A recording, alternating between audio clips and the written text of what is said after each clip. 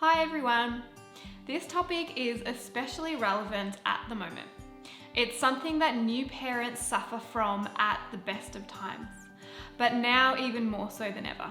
Mental health problems such as depression and anxiety are very common during pregnancy and after childbirth in all parts of the world.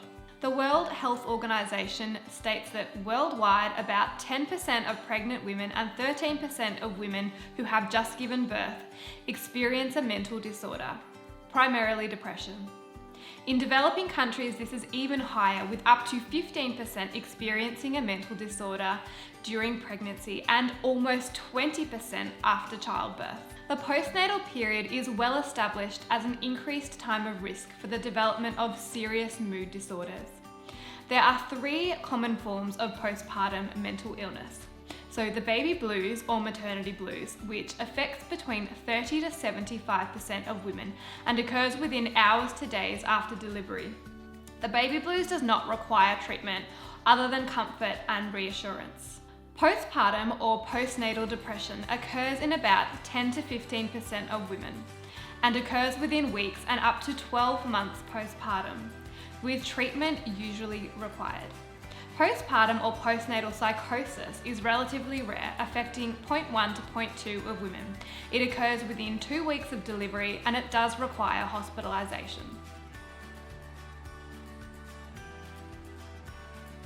Depression after birth causes enormous suffering to the mother and reduced response to the child's need.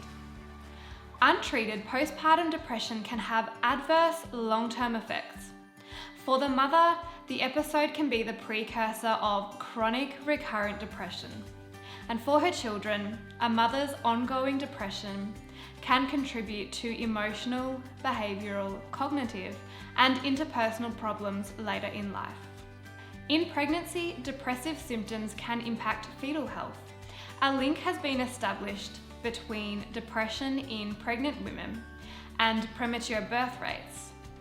And as a consequence, premature babies are placed at an increased risk of developing depression in later life. A study conducted on pregnant women revealed that women with an increased depression score had almost twice the risk of preterm delivery compared with those without depression. These findings concluded that pregnant women with depressive symptoms are at an increased risk of preterm delivery.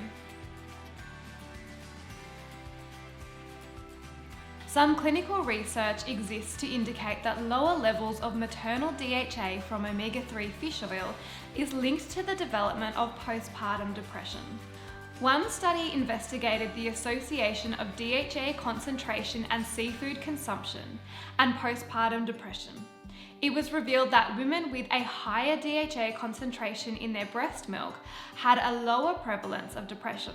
In line with these findings, another study demonstrated that mothers were more likely to develop depression when DHA levels were lower at about 32 weeks postpartum.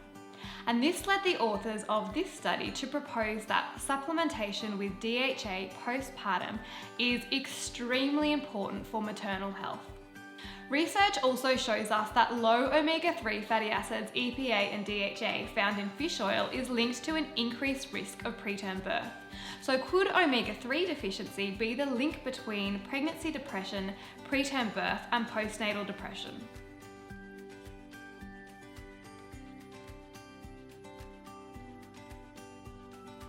So omega-3 is an essential fatty acid, which means that our bodies cannot make it, and we are entirely dependent on consuming it through the diet.